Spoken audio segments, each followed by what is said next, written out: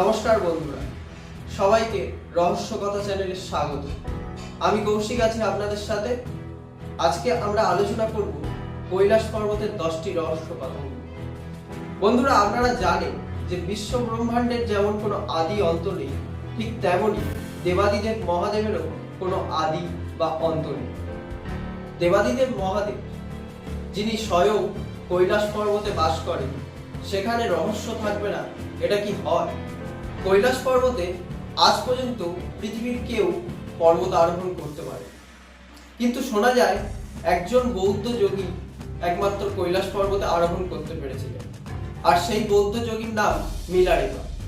সেই মিলারেপা যখন কৈলাস পর্বতে আরোহণ করেন, তিনি কৈলাস পর্বতে ভব্য দৃশ্য দেখে মুখে প্রকাশ করতে পারেন। তো বন্ধুরা, বেশি সময় নষ্ট না করে চলুন জেনে নেওয়া যাক কৈলাস পর্বতের সেই 10টি রহস্য কথা। নাম্বার 1, কৈলাস পর্বতে ভগবান শিবের বাস করার রহস্য। বন্ধুরা, সেই ছোট্টবেলা থেকে আমরা শুনে আসছি কৈলাস পর্বতে ভগবান শিব বাস করেন।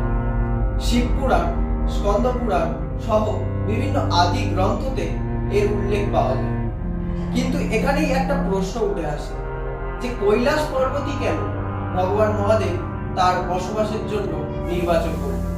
সাধু সন্তরা এই বিষয়ে মতামত প্রকাশ করেছেন যে কৈলাস পর্বত পৃথিবীর কেন্দ্রবিন্দু হওয়াই সম্ভবত ভগবান শিব তার থাকার জায়গা হিসাবে কৈলাস পর্বতকেই নির্বাচন করেছেন, যাতে ভগবান শিব কৈলাস পর্বতে থেকে সমস্ত পৃথিবীকে সঞ্চালন করতে পারে। 2 নম্বর রহস্য, কৈলাস পর্বতে অদ্ভুত আওয়াজের রহস্য। বন্ধুরা, আপনারা যদি কখনো কৈলাস পর্বতের মানস সরোবরের কাছে যান, তাহলে আপনারা সেখানে একটা অদ্ভুত আওয়াজ শুনতে পাবেন। মনে হবে যেন সেখানে কোনো বিমান উঠছে, কিন্তু একটু যদি মনোযোগ দিয়ে আপনারা শোনেন, তাহলে বুঝতে পারবেন এটা যেন কোনো ডমরু বা ওমের আওয়াজ। বৈজ্ঞানিকরা মনে করছেন এটা বরফ গলার আওয়াজ, কিন্তু বরফ তো সব পর্বতেই গলে, কিন্তু আওয়াজ শুধু কৈলাস পর্বতেই হয়। এটাই কি কম রহস্যের কথা নয়? চলুন আগে যাওয়া যাক। 3য় রহস্য, কৈলাস পর্বতে অদ্ভুত আলোক রশ্মি দেখতে পাওয়ার রহস্য। বন্ধুরা, কৈলাস পর্বতে বহুবার অদ্ভুত আলোক রশ্মি দেখা গেছে। এই আলোক রশ্মিগুলো 7 প্রকারের প্রায়। নাসার বিজ্ঞানীরা এ বিষয়ে মত প্রকাশ করেছেন যে কৈলাস পর্বতে প্রচুর পরিমাণে চুম্বকীয় বল রয়েছে, যে কারণে এই আলোক রশ্মির জন্ম হয়। 4র্থ নম্বরে আসে কৈলাস পর্বত না আরোহণ করতে পারার রহস্য। বন্ধুরা, মাউন্ট এভারেস্ট কৈলাস পর্বতের থেকে প্রায় 8000 ফিট উঁচু, কিন্তু মাউন্ট এভারেস্টে আরোহণকারীরা আজও পর্যন্ত কৈলাস পর্বত আরোহণ করতে পারে। 5ম রহস্য, অ্যাক্সিস মুন্ডি বা পৃথিবীর কেন্দ্রবিন্দু হওয়ার রহস্য। ভৌগোলিক স্থান অনুসারে কৈলাস পর্বতকে পৃথিবীর কেন্দ্রবিন্দু বলা হয়। অ্যাক্সিস মুন্ডি কথার অর্থ হলো পৃথিবীর নাভি, যেখান থেকে পৃথিবী সঞ্চালন করার শক্তি ব্রহ্মপুত্র, সিন্ধু, শতদ্রুর মতো বহু পবিত্র নদীর জন্ম হয়েছে। কৈলাস পর্বতের পশ্চিম দিকে মানস সরোবর এবং দক্ষিণ দিকে রাক্ষসতাল হ্রদ রয়েছে। মানস সরোবরকে অতি পবিত্র মানা হয়। বলা হয় যে মানস সরোবরের জলে একবার স্নান করলে সমস্ত কিছু শুদ্ধ হয়ে যায় এবং মানুষ মোক্ষ লাভ করে। কিন্তু উল্টো দিকে রাক্ষসতাল হ্রদে জল আমাদের কাছে অভিশাপের মতো। 6ষ্ঠ রহস্য, সময় তাড়াতাড়ি অতিবাহিত হওয়ার রহস্য। কৈলাস পর্বতে নাকি সময় খুব তাড়াতাড়ি অতিবাহিত হয় আমাদের আশেপাশের সময়ের থেকে। এটা আমরা বলছি না, এটা বলছেন কৈলাস পর্বত চড়তে যাওয়া কিছু পর্বত আরোহী।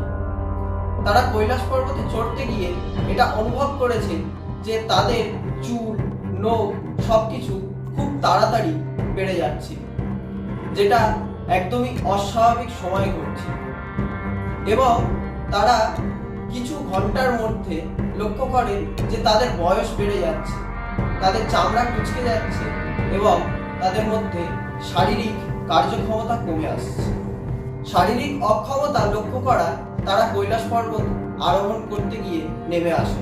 এইভাবেই ভগবান শিব তার কৈলাস পর্বতের রহস্যের উন্মোচন করতে দেননি আজ, এবং আজও কোনো সাধারণ মানুষের পক্ষে কৈলাস পর্বত আরোহণ করা সম্ভব হয় না। সপ্তম রহস্য, কৈলাস পর্বত তৈরির রহস্য। বন্ধুরা, কৈলাস পর্বতকে দূর থেকে দেখলে মনে হবে এটা যেন কেউ হাতে করে তৈরি করেছে। সাধু মুনি ঋষিরা বলেন যে স্বয়ং মাতা পার্বতী কৈলাস পর্বতকে সাধনার দ্বারা তৈরি করে। অষ্টম রহস্য, পরিক্রমা করে মোক্ষ প্রাপ্তির রহস্য। ধার্মিক গুরুদের মতে কৈলাস পর্বতের রহস্যের বাতাবরণের মধ্যে পড়ে মানস সরোবর। এই মানস সরোবরে পরিক্রমা করলে বা এই মানস সরোবরের জলে স্নান করলে সমস্ত রোগ শোক থেকে মুক্তি লাভ হয়। এমনকি এই মানস সরোবর পরিক্রমা করলে সংসারের বন্ধন থেকে মুক্তি পাওয়া যায়। নবম রহস্য, পৃথিবী এবং আকাশের সংযোগস্থলের রহস্য। কৈলাস পর্বতকে পৃথিবী এবং আকাশের সংযোগস্থল মানা হয়। বেদে উল্লেখ রয়েছে যে কৈলাসই হলো পৃথিবী থেকে স্বর্গে যাওয়ার রাস্তা। বিভিন্ন হিন্দু ধর্মগ্রন্থ, বৌদ্ধ ধর্মগ্রন্থ এবং জৈন ধর্মগ্রন্থের সাথে সাথে আমাদের হিন্দুদের সর্বোত্তম ধর্মগ্রন্থ মহাভারতে দ্রৌপদী, অর্জুন এবং পাণ্ডবগণদেরও এই বিশ্বাস ছিল যে কৈলাস পর্বতই পৃথিবী এবং আকাশের মধ্যে সংযোগ সৃষ্টি করে। দশম এবং শেষ রহস্য, পর্বতের উপর বিভিন্ন অদ্ভুত ছায়া তৈরির রহস্য। কৈলাস পর্বতে সূর্যাস্তের সময় বিভিন্ন রকমের অদ্ভুত ছায়া লক্ষ্য করা যায়। বেশিরভাগ সময় এটি একটি স্বস্তিক চিহ্নের মতো দেখায় এবং বহুবার মনে হয় যেন স্বয়ং দেবাদিদেব মহাদেব ওখানে দাঁড়িয়ে রয়েছে এবং তার ছায়া কৈলাস পর্বতে পড়ছে।